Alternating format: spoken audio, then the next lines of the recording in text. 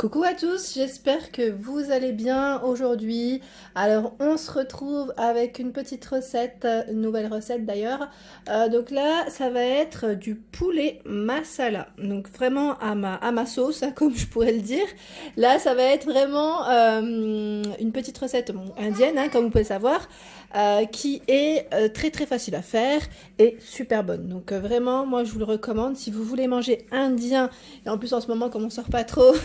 Bah, vous pouvez faire indien à la maison pour vous faire plaisir et vous allez voir, c'est super méga simple. Et pour cela, bah, en fait, j'ai préparé un peu tous les ingrédients ici que vous pouvez voir. C'est très facile. Ah, le poivre qui est tombé. Très facile et vous verrez, c'est super méga bon, je dirais même. Donc pour cela, il vous faudra du blanc de poulet. Sachez que moi, au niveau des quantités, comme je cuisine, ben, je dirais que pour deux, ma fille, elle mange pas forcément comme nous.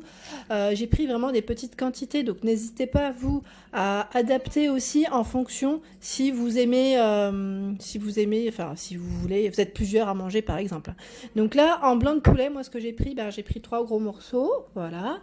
Ensuite, on va prendre, donc en temps normal, je prends des oignons jaunes, j'en ai plus du tout. Donc là, je vais faire avec un oignon rouge. Donc un gros, hein. J'ai pris un gros, en général, je prends 2 petits. Donc là, un gros oignon rouge, ça va faire l'affaire. Pareil, en ail, en général, je prends ici du frais. Donc je vous invite à prendre du frais si vous en avez. Moi, j'ai de l'ail en poudre, donc je vais faire avec. Pareil pour le gingembre, si vous avez du frais, n'hésitez pas. Moi, je prends en poudre aussi. Ensuite, il vous faudra aussi du cumin. Donc là, en épices, il y a pas mal de pas mal d'épices dans ce plat. C'est très épicé et j'aime beaucoup aussi.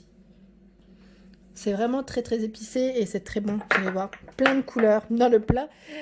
Du curcuma aussi. Je mets du sel, du poivre, le fameux garam masala que je vous avais montré dans mon haul de courses que j'avais trouvé chez Carrefour.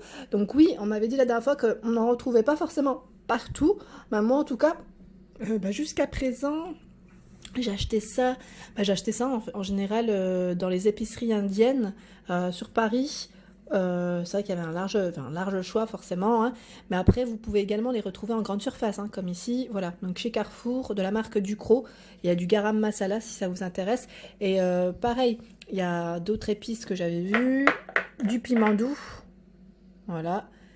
Il vous faudra également, alors pareil, là c'est en option, si vraiment vous voulez faire la recette typique, moi je vais pas en mettre parce que mon mari n'aime pas, et si ma fille mange, je préfère éviter, c'est du piment. Donc le piment ou du lait de coco aussi. Le lait de coco, c'est possible aussi, moi j'en mets pas, mais voilà, je vous invite à le mettre si vous aimez tout ça. Ensuite, il faudra un petit peu de concentré de tomate. Donc là, moi je vais mettre en général une petite cuillère.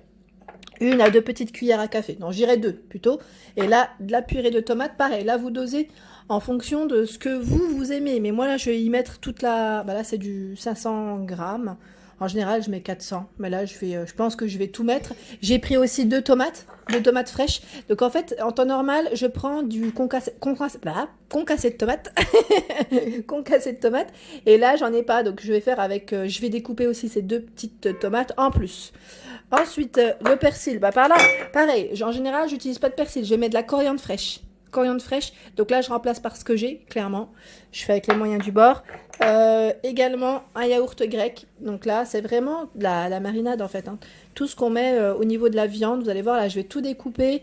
Je vais tout laisser mariner dans mon saladier qui est juste là. Voilà, donc là, voilà, je vais tout découper en petits morceaux. Pareil, les oignons, si vous voulez les mixer, mixez-les. Moi, je les mixe pas, je préfère quand ils sont coupés grossièrement. Je trouve ça super méga bon. Allez, c'est parti, je découpe tout et je vais tout mettre dans mon saladier.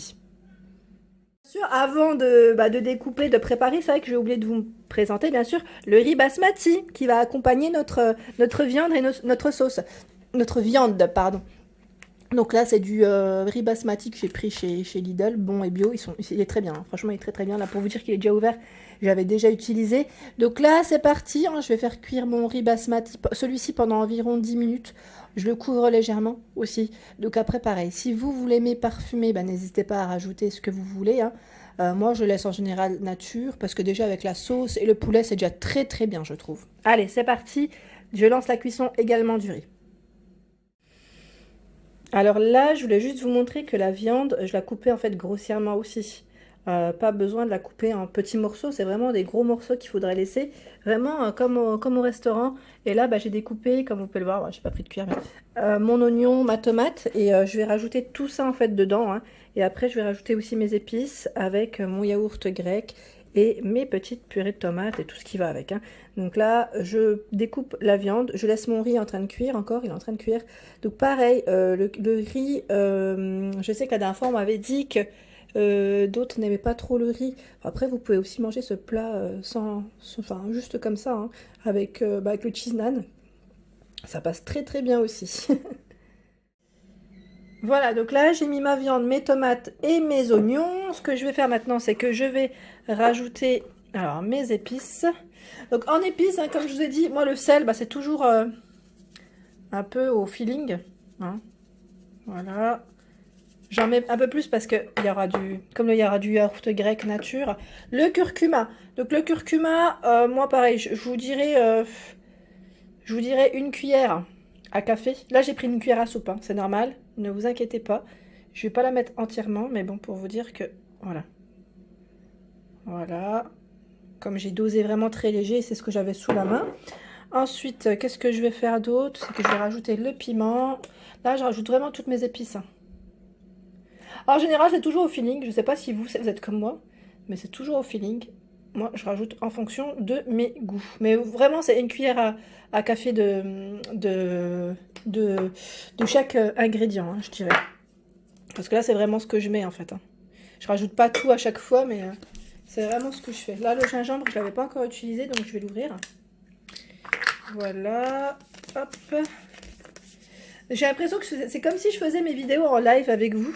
Même si c'est pas du live, c'est cette impression que j'ai. Parce qu'au final, je fais que pause entre temps pour la cuisson ou autre, mais je prépare des fois un peu, c'est à la dernière minute, comme si vous étiez avec moi. Le cumin pareil. Je l'avais pas encore ouvert. Mettez aussi une cuillère à café. Après, si vous n'aimez pas le cumin, c'est pareil, hein. Pour moi, il y a des épices, si vous voulez les éviter, vous pouvez, hein. Tant que vous mettez le garam masala, moi je dis c'est ce qui donne le plus de goût aussi. Moi le cumin, j'en mets pas beaucoup par contre, parce que je trouve après c'est trop fort. Et le garam masala, que je n'avais pas ouvert aussi. Comme je n'ai pas fait encore de plat indien. C'est trop bon, hein. Là franchement, quand je sens l'odeur, j'ai l'impression d'être au restaurant. Je vous assure, hein, j'ai l'impression d'être au restaurant, de retourner à Paris. Et de sentir toutes ces bonnes odeurs. Voilà. Moi, j'en mets un peu plus, hein. J'aime trop ça. Voilà. Ensuite, en général, je mets aussi une autre épice que je n'ai pas trouvée. Mais bon, c'est pas grave. C'est une épice aussi indienne. Je sais plus le nom. Je vous redirai si vous voulez savoir. Je vous redirai. Là, je mets de l'ail en poudre. Mettez du frais, hein, vraiment. J'insiste bien. Mettez vraiment du frais. Je fais vraiment avec ce que j'ai là. Mais c'est quand même meilleur, hein. Le poivre, pareil, pour moi c'est au feeling.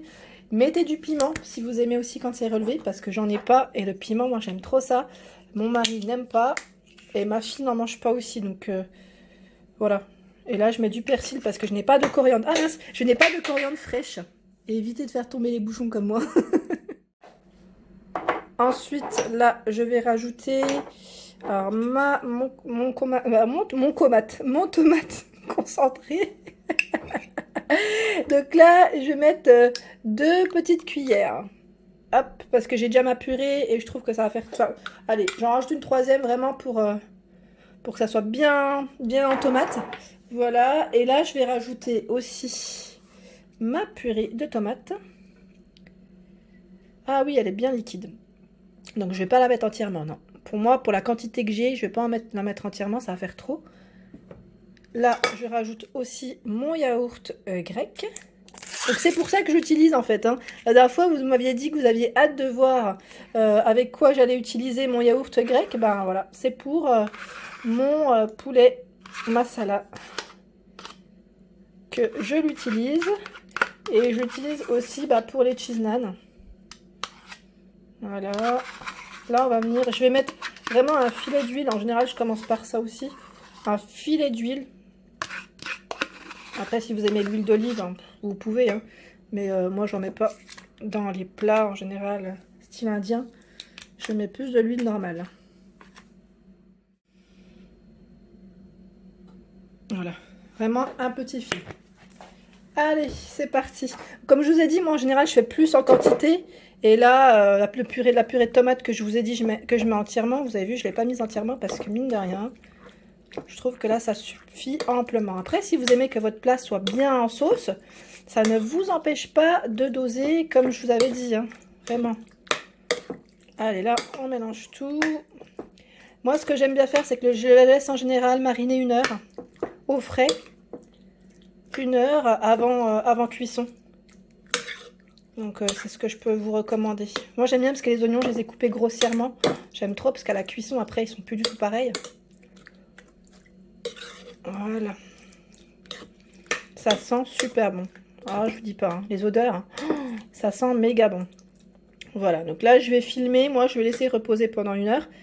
Et la cuisson sera juste après. Allez, à dans 1 heure. Ça sent super super bon, franchement là c'est trop bien, je suis trop contente parce que ça me fait vraiment penser au resto. Donc là je pense que vous allez vous régaler pour ceux qui vont reproduire la recette, hein. Vraiment c'est super bon, c'est indien à la maison, hein. Et voilà pour ma petite recette. Comme vous pouvez le voir, là, c'est super rapide.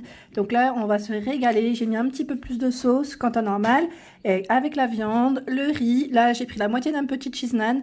Voilà, donc vraiment, n'hésitez pas à reproduire, hein, cette petite recette. Donc là, c'est les repas indiens qui arrivent à la maison. Et c'est super bon. Voilà, donc n'hésitez pas donc à liker, bien sûr, à partager, à vous abonner à ma chaîne. Comme je vous le dis toujours, en ce moment, on est à la maison, on se fait plaisir et ça me fait énormément plaisir de partager mes recettes du quotidien. Voilà. Donc je vous fais de gros bisous et je vous souhaite une excellente journée.